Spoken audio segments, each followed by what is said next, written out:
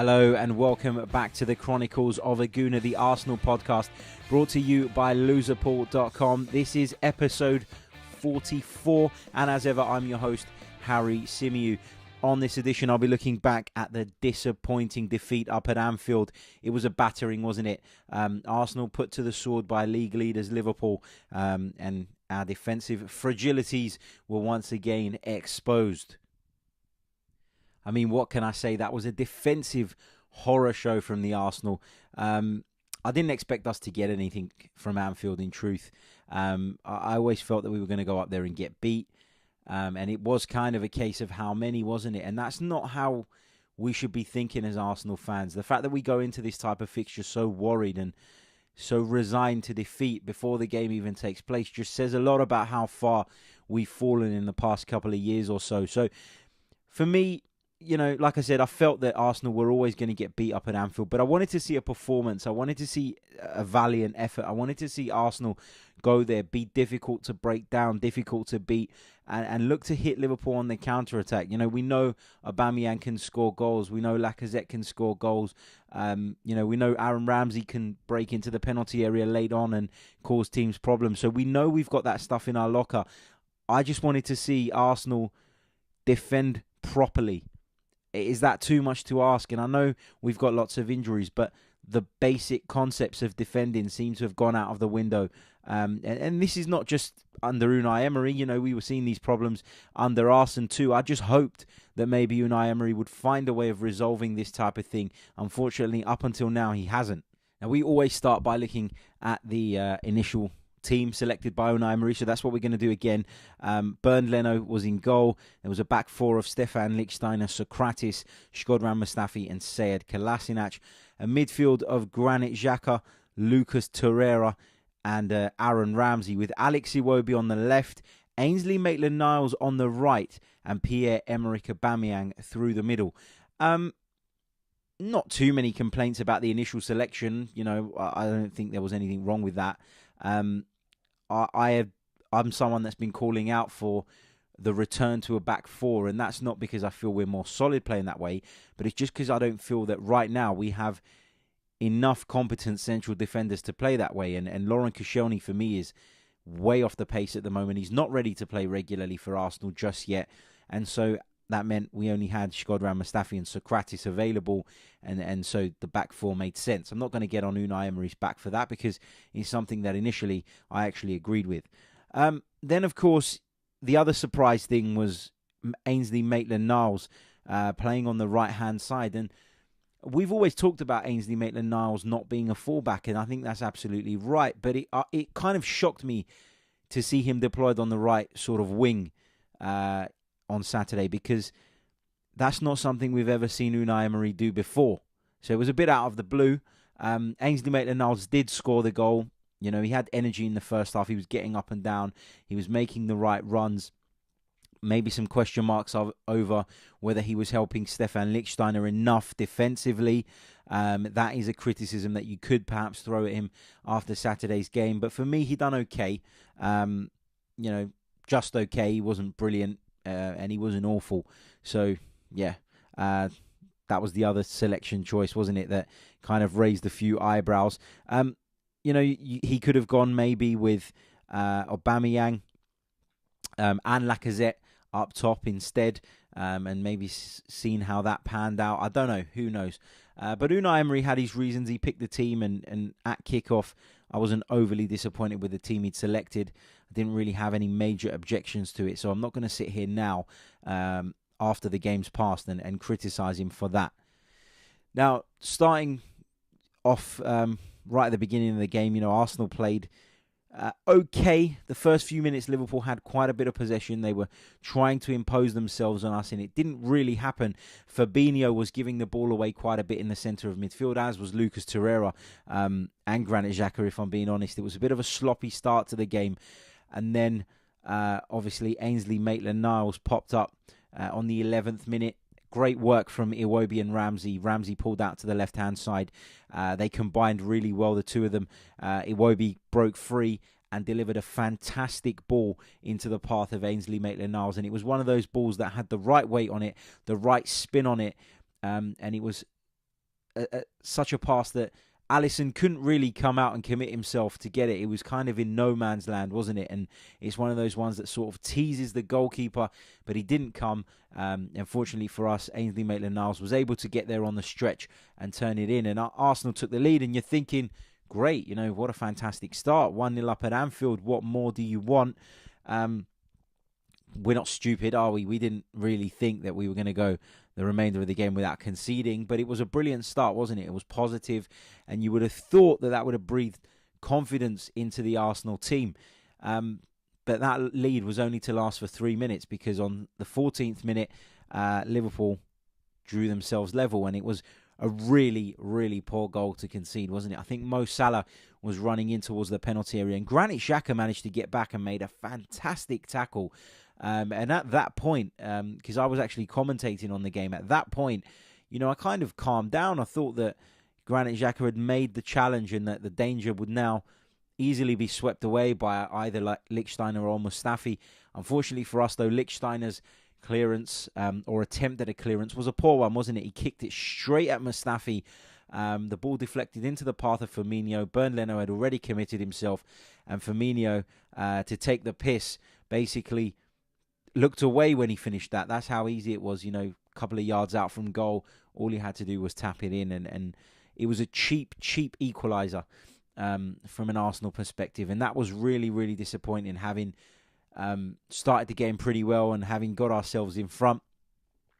And then again, another piece of slack play in the middle of the park. This time it was Lucas Torreira. And Lucas Torreira, for me, looks absolutely knackered. I don't know what you guys think. I think he looks shattered. I think he's played way too much football, and that's as a result of us not having anyone else like him, anyone else in his mould.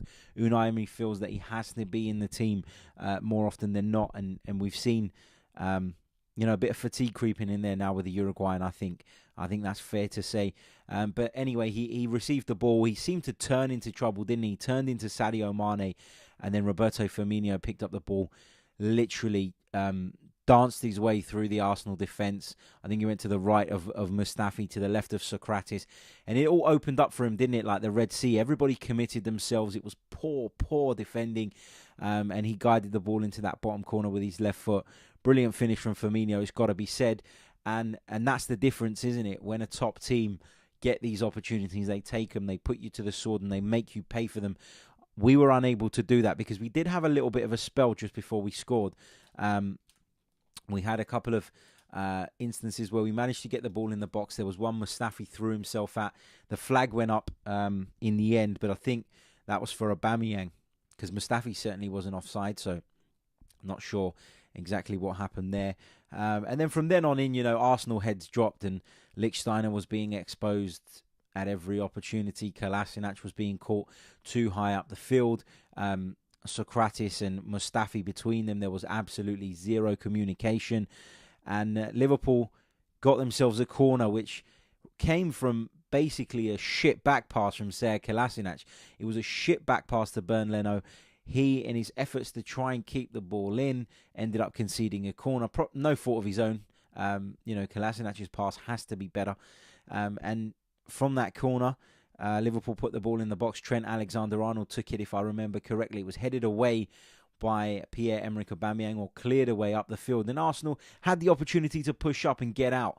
But Robertson picked the ball up on the halfway line, looked up, and played a diagonal pass into the direction of Mo Salah, sort of just inside our penalty area. And it astonishes me at how easily he was allowed to, not to pick out the pass, because you don't expect him to do that from where he is. And, when your opponent's got the ball just inside their own half, you're not overly worried about that. But the fact that Mo Salah was left completely unattended and able to wriggle free, you can't allow players of that quality, that sort of space, that sort of time. And Mo Salah, with one touch, just guided it into the path of Sadio Mane, and he just put it into the roof of the net. 3-1, and game over as far as I'm concerned. People will say it wasn't over at that point, but for me it was. Arsenal dropped their heads, having taken the lead and been on cloud 9 for just 3 minutes. We now found ourselves staring down the barrel of a defeat, and for me that's really difficult to recover from, isn't it? And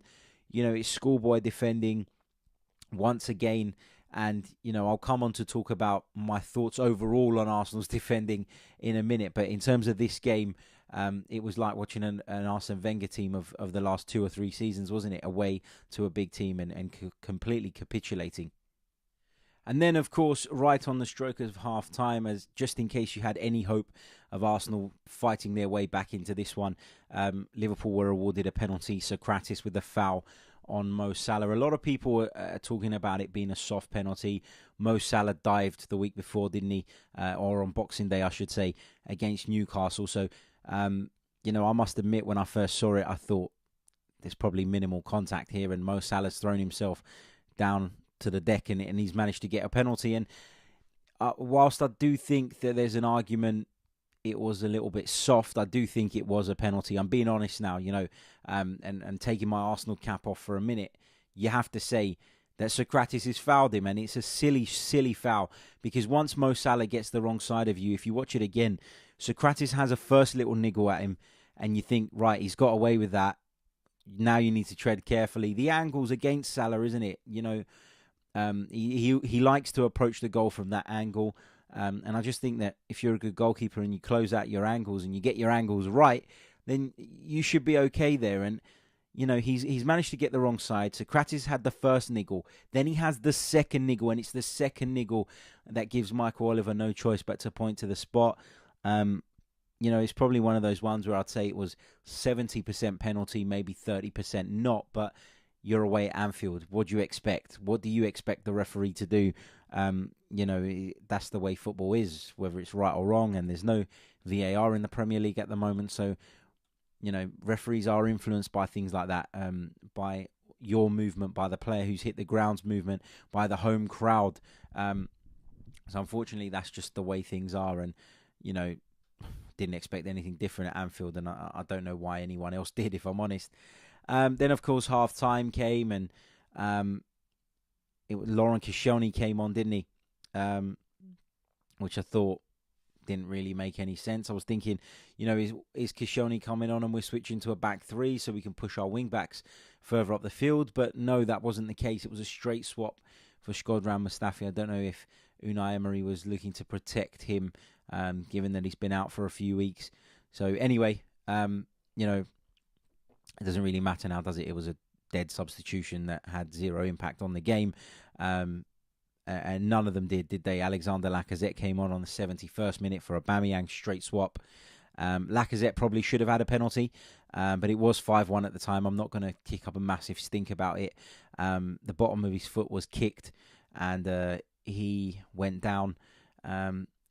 But the thing is, Arsenal were deflated at the time. The game was done and dusted. But I still want to see Arsenal players appeal, make a fuss of it, put the referee under pressure, give him a decision to make. And our players didn't really do that. It was like they were disinterested, and in truth, their heads dropped at 3-1. And, at that point in the game, I guess I could see why.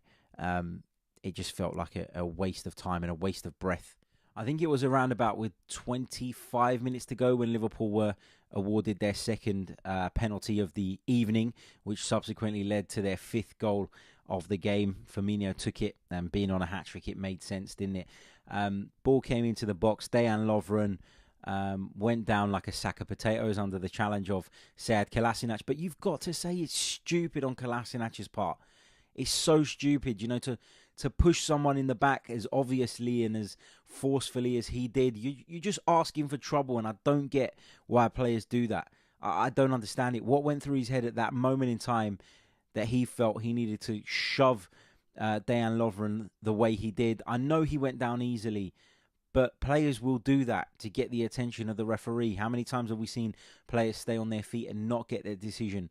One example that sticks in my mind was a Raheem Sterling one against Spurs. I think it was not last season, the season before maybe, where he was shoved in the back. He stayed on his feet. He didn't get the decision. So you can't be surprised when players throw themselves down. My question is, forget looking at the referee. Forget looking at our opponent's behaviour. Let's look at what we could have done to prevent that. And Sead Kolasinac was stupid there. It was plain stupid, wasn't it? There's nothing else to add to that. It was just silly. A lack of common sense. Maybe a sign of frustration? I don't know. But for me, you can't have players doing that, and it doesn't matter if it's 4-1 at the time. It's there's no need for it. It shouldn't be happening, and Arsenal for me just completely dropped their heads after the third goal, and from then on, I was looking at the clock, waiting for it to finish. Joining me on the line to continue reflecting on that disappointing defeat is Mike Stavru. Mike, welcome back to the Chronicles of a Gooner. How you doing, mate? Not too good, Harry. As you can imagine, it's been a stressful past 24 hours. Loads of stick from plenty of people, but I'm just making myself a roast dinner, so hopefully them potatoes can make me feel better. Yeah, I haven't had my dinner yet. I think it's in progress. I hope anyway. If not, I better give the wife a call. But yeah. So Mike, your thoughts on yesterday's game? I've already spoken a little bit earlier on in the show about sort of my initial reaction to the team selection and the way things unfolded. Your initial thoughts and how did you think that it went overall? Yeah, just utterly shambolic. I mean, there's not much else you can say, is it? I think just from the offset, the wrong lineup. As what I read it, I'm not sure, but I saw it as a 4-2-3-1, I think, with Lichtsteiner and Klasnich's traditional fullbacks, Yeah. and then AZ Maitland-Niles as a right mid. Is how you saw it as well? Well, I was a bit confused actually because obviously, as you know, I was recording a commentary on the game up at Yeah, Anfield, and I got given a team sheet, and what it said on the team sheet compared to what the Premier League's official, the Premier League's official pictures, when they yeah. show the lineups on the screen, it was completely different. They had Maitland-Niles as part of a front three. So I was a little bit confused as what was right and what was wrong, and I thought, let me wait till the game starts and try and suss this out. But yeah, I think what you're saying makes sense. It looked like a 4-2-3-1. Yeah, I would agree with that. Looking at it.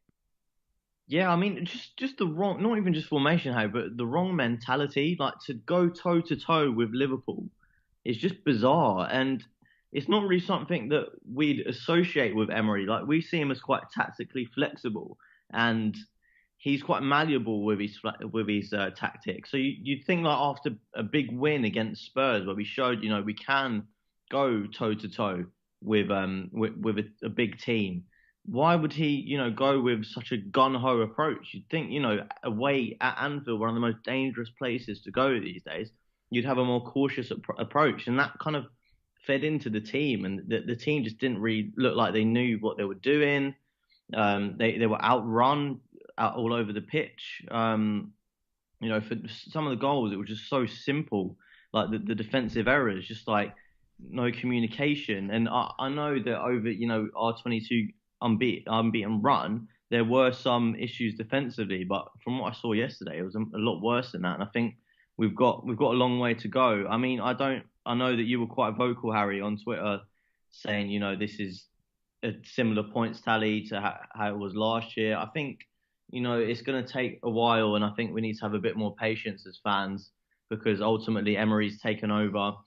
A 10-year period of failure, and that's what's been ingrained not only into the players but into the club. And a lot of how we progress will be based on the investment that Emery receives and the backing. But to be honest with you, I can't see that. Can you? Do you know what? It's a difficult one, isn't it? Because I've taken an absolute battering on Twitter today. My notifications have been going off all day.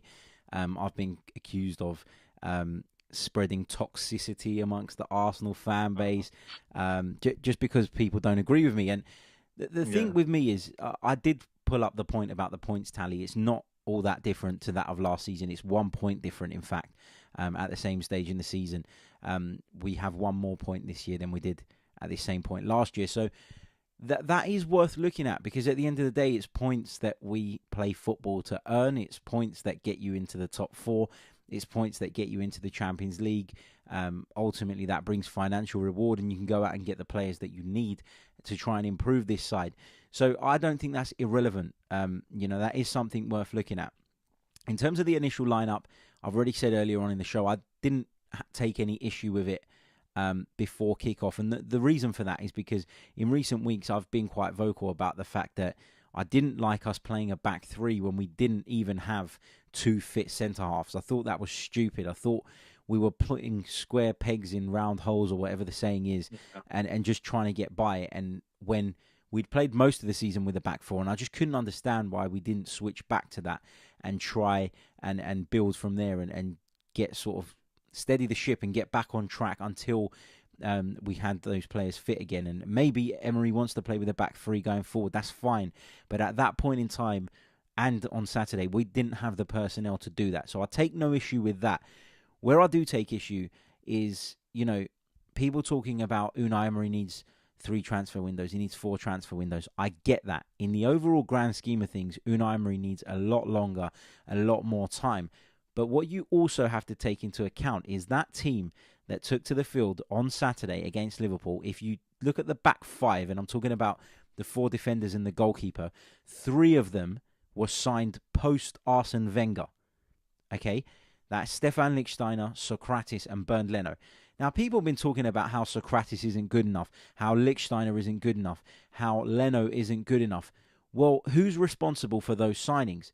It might not be Unai Emery, but then it's certainly Sven Mislintat, because those players have been brought in post the Arsene Wenger era. We can't keep blaming their faults on Arsene Wenger. Arsene Wenger's gone. Forget about it. He's done and dusted. Now it's time to look forward. Those 3 players are not Wenger players. They are the post-Arsene Wenger. Go on. Harry, how much input does Emery actually have? I'm not sure about that. I reckon he puts together a list of players that he might want. But we know that Sven Mislintat has been, basically very involved in the recruitment, along with the other guy's name I can't pronounce, Raul Sanley, yeah. Yeah, him and Mislintat have been very cool in that. I completely agree. I completely agree with that. But that's what I'm saying. I don't know who the fault lies with. Is it with Unai Emery or is it with Sven Mislintat? But it lies with somebody, because we've brought 3 defensive players in and none of them are good enough. Yeah, I mean, ultimately as well, it's the ambition of the club. I mean, if you're giving, like, say it is Emery, just for example, if you're saying to him, look, you need to go out and get 3 players, and you've only got a budget of like 60, 70 million, however much we spent for like 3 players. I mean, you're not going to get the top quality that's good enough to challenge, are you? I mean, we got kind of lucky with Lucas Torreira that he is a really like good pick, and he's only 22. And we have been lucky that he's been incredible, but it's not always going to work out like that. And when you like with Stefan Lichtsteiner, he's a free. Like, what do you expect? He's an experienced head. He probably wasn't even expected to be starting, but because of like our injuries, he's had to play. Socrates, I think, is a good defender, but when you're in a back 3 like we played yesterday, or back 2. He's gonna look bad, isn't he? Ultimately, and he has had good games. This, at the end of the day, Harry, it's about the ambition of not just the manager. It's about the ambition of the club and where they want to go. Because you can like draw comparisons with Jurgen Klopp at Liverpool, because he was brought in, didn't particularly do well in his first season. I think they finished 8th, but you could see that he was trying to build something, and he was, implementing his tactics. And I think Unai Emery's done that to an extent, playing out the back, a high press, not necessarily going to work every time, but it does take a lot of time to fine tune that. The only difference is with us in Liverpool is that they've backed him. So let's see what happens. I mean, obviously it's devastating to get smacked, and we're too used to it. I'm going to bring up my stats here, which I know you love, but we've conceded 4 goals in the first half of a Premier League game for the 4th time. That's the first half, 1 half. Yeah. With Liverpool obviously responsible for 2 of those back in 2014. I mean, that's just not good enough, is it? No, it's not. It's awful. And, I get what you're saying in comparison between sort of Jurgen Klopp and Unai Emery. For me, the Liverpool fans bought into the Jurgen Klopp thing because they saw a progress. They saw the vision of Jurgen Klopp. My issue is at the moment that I'm struggling to see what Unai Emery's vision is. There's this thing about playing out from the back. Well, all that seems to be happening at the moment is Arsenal putting themselves under unnecessary pressure on the edge of their own penalty area, inviting an opponent on when you don't have the players to play that way, to me makes no sense. But it has improved since the beginning, Harry. You got to say it has improved, Mike. It has, but often as well, how many times do you watch Arsenal now and most of our possession is amongst our back four? We don't seem to know how to transition from that playing out of the back into creating play and building play, and that's my thing. It seems boring to me. It seems negative. Well, do you know how you build play? By playing creative players. And our 350 grand a week player has been isolated. I said this to you as well on the Arsenal fan show on Love Sport a few weeks ago. And you and Dave both disagreed with me. And I said that Emery doesn't fancy Ozil. And I think it's clear to us all now that he doesn't. Yeah, absolutely. I think I hold my hands up at the time. I was kind of annoyed by people going on about this fallout that we'd had no proof of. It was just speculation. It was just hearsay. But as things have developed, we're starting to see that it probably is something to do with the fact that Unai Emery doesn't fancy him. And for me, that's not good enough. What I wanted to see when we appointed a manager this summer was I wanted to see a manager come in who was tactically flexible. I think that's the word. Someone who would come in and adapt the team from game to game, depending on our opponent, understand our weaknesses, try to compensate for those in other ways. And at the beginning of the season, Unai Emery was doing that. You've got to say, and I praised him at the beginning of the season, and I was praising him for weeks and weeks and weeks, and throughout that unbeaten run, it wasn't always great. I was the first one to say, we were lucky during certain games and we didn't really play particularly well. But he just seems to have lost his way in recent weeks for me. And, as soon as I say that, I get people on my back. How can you criticize a manager so early in his tenure? Well, I don't see why, as a fan, as a paying supporter of the club, I shouldn't be allowed to voice my concerns. I'm not turning up to grounds and telling the players to F off and telling them to get out of our club and they're not good enough, or even calling for Unai Emery's head. I'm just saying that I would have liked to have seen a little bit more progress than what we have seen, particularly in the defensive phase. There has been zilch improvement in our defence, and I can't see how anybody can deny that. Yeah, I mean, the defense is, as I said, shambolic. And we've seen minor improvements, but not in terms of improving individuals, because you can't really do that. But as a system, like, I do go back to the Spurs game, and I thought how we defended from the front, like all 11 players, like this is the kind of direction that we need to go. But again, that was at home, and that's not always going to work. You need to kind of tailor it to the exact team that you're playing and the kind of tactics that they will put out. But as I said, Harry, I don't think it's the players that he wants. There's a lot of deadwood in that team. I mean, like, just look at the kind of centre backs that we have. Laurent Koscielny, I think he's finished. To be honest with you, I think his legs are gone. Yeah. Mustafi, always got a mistake in him. We've known this for a long time. Socrates, I mean, he's putting some good performances, as I said, but he's not the kind of centre back that is going to win you stuff. Like, let's be honest. No, that's right. But Mike, let me put a question to you. Yeah. Arsene Wenger, would you say Arsene Wenger didn't get the amount of backing from the board that he should have during his time at Arsenal, towards the end in particular? Actually, towards the end, he kind of did get a bit of backing, but I don't really know why. It was a bit bizarre because obviously we signed Pierre-Emerick Aubameyang in January. A lot of that was off the back of sales, though, wasn't it? Remember, we sold Alex Oxlade-Chamberlain that year for 35 million. Yeah. So, but overall, would you say that Arsene Wenger had the backing that he deserved from the board financially? No way. No. Right. Not. So what makes people think, and this is a genuine question to you, what makes people think that this board will be any different when it comes to Unai Emery? Because that's where my concern comes from. My concern comes from the fact that we need players. We're shopping in Lidl. Not that there's anything wrong with that if you shop in Lidl, but we're shopping. We're shopping in Lidl, and Liverpool are shopping in Marks and Spencers. That's the difference at the moment. So, what makes people think that Unai Emery will be backed more than Arsene Wenger was? That's what I really want to know. No, I mean, I probably have to agree with you. And based on history, I'm not sure we will. Whether there's a slight change, if Stan ever takes like a step back and his son comes through.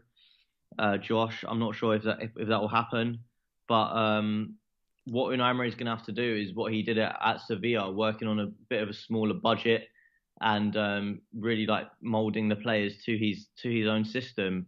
And you're right. I mean, like based on what he's bought so far in Leno, Socrates, Lichtsteiner, Torreira has been the only good signing out of that. But then again, we go back to is it his decision? And it is just based on where the club and where the ownership want us to be. If they're more than happy with us, winning an FA Cup and Yeah. finishing in Champions League places, then we're going about it the right way because we're not too far away. But Yeah, I I mean, can't particularly see it. I mean, I have to agree with you. I don't think the ambition's there, and it is shocking to not back your new manager. I mean, like, why would you spend all that money that we made from sales, as you said, 50 million on Lacazette and 70 million on Pierre-Emerick Aubameyang? Why would you give that to a manager who, let's be honest, like they probably knew he was leaving at the end of that season? yeah, no, that's right. And to me, there's just so many things that don't make sense. I think the problem comes from the top down. This is not a call for Unai Emery to be sacked. Take me the wrong way. All I'm saying is that I would have liked to have seen a manager come in and make us significantly better defensively, whether that's through signing players or whether that's through work on the training ground. And I have not seen that. We've seen him sign players. It's not really worked. Matteo Guendouzi, you could argue, has been a decent signing, but for me, he's a youngster. He's not ready to boss Arsenal's midfield. And the fact No. that he's played so many games this season tells you where we are. Do you know? And that leads me on to my next point, which is around the captaincy. Aaron Ramsey was given the armband on Saturday. Aaron Ramsey, who's been frozen out of the team. Aaron Ramsey, who is not being offered a new contract. Aaron Ramsey, who in Unai Emery's eyes is not good enough to play week in, week out. Well, then why the bloody hell has he got the captain's armband? Why did Mesut Ozil have it the week before, having been dropped the week before that? It just makes no sense to me. There's so many things Unai Emery's doing at the moment that I can't I can't understand. I can't make out where he's coming from. And again, not calling for him to be sacked. All I'm saying is I want to understand the thinking behind some of these decisions, and I just can't get my way to that point. Yeah, I mean, on the captaincy thing, Harry, I don't really think it means anything in the modern game anymore. There's not that kind of figure that you hold up and say, well, he's captain. We have stupid things like club captains now. I remember last season for Manchester United, it was Michael Carrick. The bloke didn't even play. So, it is one of these things where you question its importance. And I guess maybe Unai Emery's not really that bothered about it. He's more focused on stuff on the pitch. But this whole saga with Ramsey and Ozil, it's a bloody mess, Harry. It's an absolute mess. And it's a mess left for Unai Emery to clean up that he didn't even create. Why would you give Mesut Ozil a 350 grand contract just to appease the fans? Because if we look at it, that's what it was. We were in January. Alexis Sanchez said, I've had enough. I want out. And it looked like Mesut Ozil's contract was running out. So they just said, you know what? Screw it. We'll just give him a contract for the sake of it. And it's actually screwed everything now because the knock-on effect of that has meant that Aaron Ramsey, whose deal is running out, he said, well, Mesut Ozil's on 300 grand a week and he's not even bloody playing. I want 250 grand. Whereas before he probably would have said, you know what, I'll take 150, I'll take 180. So we're in a massive dilemma now, and I want to ask you, what do we do with Mesut Ozil if he's not going to play? He can't just sit on the bench, and who's going to pay his wages? He's already burned bridges in Germany, so he's not going back there. I can't see any of the Spanish teams going for him. Where's he going to go? Like a French league team, but who's going to pay his wages? It's bizarre. This is the thing, and Mesut Ozil's not an idiot, is he? He's not going to take a pay cut just because Unai Emery doesn't fancy him. He'll probably, he's not at the beginning of his career, is he? He's probably achieved the highest thing you can in football, which is lifting the World Cup with his country. He probably won't really give a shit if he doesn't play all that much and sort of collects that sort of wage packet. For me, you're stuck with Mesut Ozil. Whether that's Unai Emery's fault, is a different matter. It's definitely not his fault, by the way. Whether it's Wenger's fault is besides the point. The point of the matter is that we've got Mesut Ozil at Arsenal Football Club, and I just think that given the amount we're pumping into his bank account every week Play or him. every month, play him, get the best out of him, get your money's worth from him. Yeah. Because for me, you know, you could argue that Mesut Ozil is not one of the top attacking midfielders in the league. You know, some people will say De Bruyne is better, others will say Hazard. You know, and there's loads of players that you can look at and say, you know, they produce more and more regularly. But when you look at that Arsenal team, he's not worse than Mkhitaryan. He's not worse than Alex Iwobi, who, by the way, I Yeah. thought played okay yesterday, I've got to say. Um, you know, that he's not worse than the other options available to us. So why? The only thing, Harry, is that you have to Yeah, question what was his mental state now. He know, all right, we don't know for sure, but he clearly knows if it is the case that he's not fancied. So is he gonna turn up when he plays? well, you know, you say that, but against Burnley, I thought he done okay, considering all that had gone on before that game. He came into the side. It was a fantastic pass to Kolasinac, wasn't it, that opened Burnley up. I think that was for Yeah, the but that's first the goal. thing against Burnley. We're talking about he's missed games like the North London derby. He's missed Liverpool. You know, Yeah, if but if he's how can it get needs to any play. worse than what we saw on Saturday? If Mesut Ozil was in the team, we still would have lost 5-1 yesterday. But he Yeah, might have created another opportunity at 1-0 that put us maybe. 2-0 up. You know, it's all ifs and buts. But what I'm trying to say is we're not any weaker. We're not any better for Mesut Ozil not being in the team. Yeah, yeah. I mean, I agree, and it's a mess, and you know this needs to get sorted out quickly. But you just think like, what kind of precedent does it set when a player like that is left on the bench? I think it's actually, in some ways it is a strong move by Unai Emery because he's come under flack for it. Yeah, looking beyond the Liverpool game, Harry, I think we have to kind of look into what Emery wants, and ultimately he's going to have to make a decision whether he's going to put Ozil into the side or not. I think he probably should, but as I said, there's no point trying to put him in the team if he doesn't fit your tactics, if it doesn't fit the style of play that you want. But I just think it's an issue that needs to get sorted out. Either we need to sell him in January, or play him. There's none of this in between. You know that stuff that I read the day before the match. There was an update from Arsenal, an injury update. You know, we have one every single Yeah. week, like a day before the game. And Ozil wasn't included in that. And then about half an hour later, the story broke that Ozil wasn't in the squad for the Liverpool game. So number one, where's the leak in the club? Yeah. Because obviously someone knows something. And number two, how is that getting out? This is not how it should work. Yeah, it's a mess, isn't it, with the whole Ozil situation, and Yeah. it's really difficult to read that one. Mike, just before I let you go, we've got a couple of questions come in. Yeah. I'm going to put a couple of them to you as well. This one comes in from Mank Goonian, a listener of the show, so thanks for your support, mate. He asks, in an ideal world, not including under 21 players, how many of this squad would you actually keep?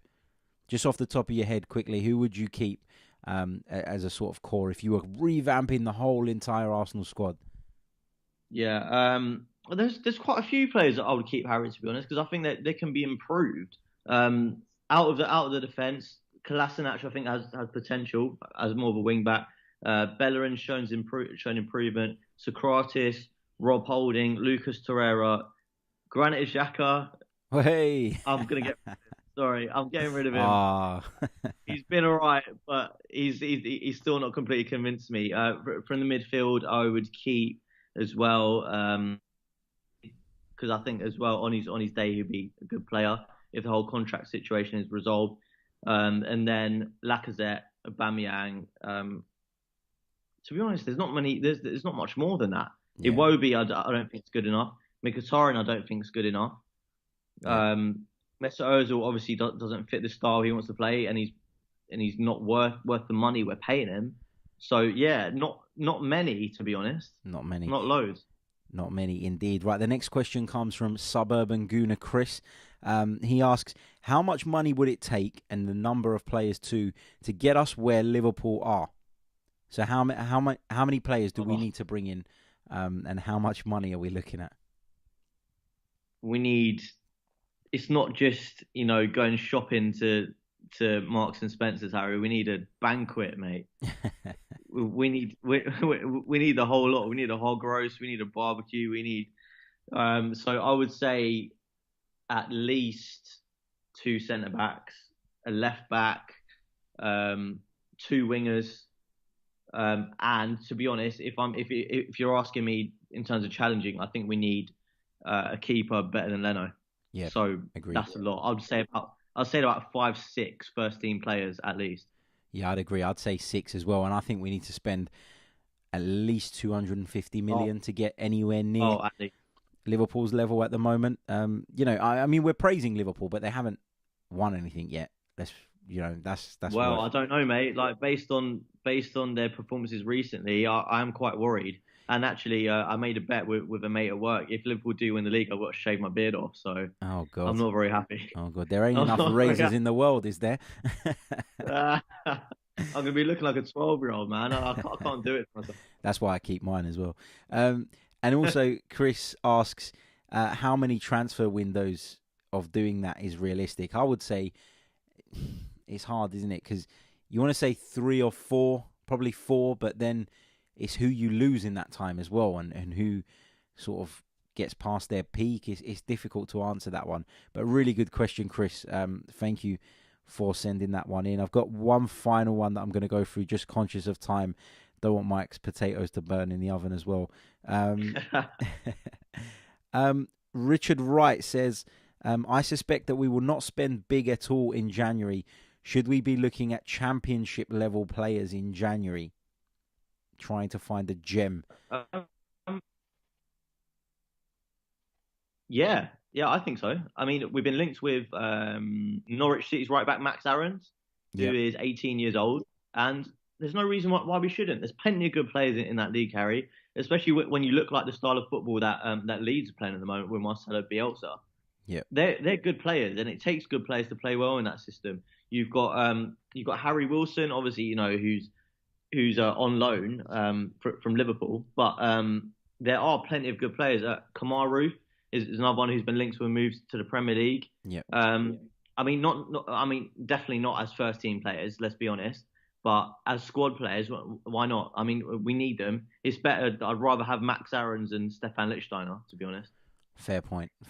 I'm not entirely sure that I'd be raiding the Championship just yet. I don't think things have gotten that bad just yet. But Mike, thank you very much for your time. Thanks to all of you who sent in questions, comments, and of course those of you who listen to us on a regular basis.